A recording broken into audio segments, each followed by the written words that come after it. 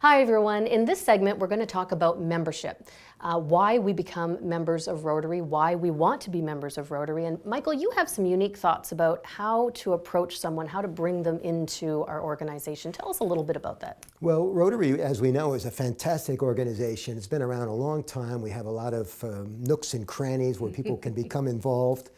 And sometimes we become so interested in talking about our great organization that we forget to get in step with prospects. And so one of my favorite things to do is to get to know the prospect a little bit first and ask questions about what they might be interested in, because invariably they say something that Rotary has a matching offer. So instead of me guessing what they might be interested, I get them to tell me what they're interested in, and then I match it with whatever avenue of service or area of focus that might be most appealing to them.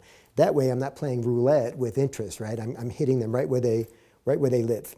Well, I think that's an important concept and thought, and one that when we ask someone what they want to get out of Rotary, I think the most important part about that is essentially what you said, is making sure that we follow up.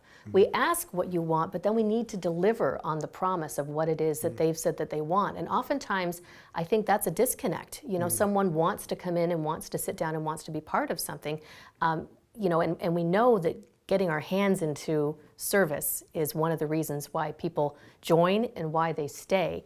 Tell me about why you think service, getting them into a service activity, is a home-winning strategy. Well, we know engagement's really important. The way that some people think they officially become a Rotarian is if they write a check, either a dues check or some sort of a donation.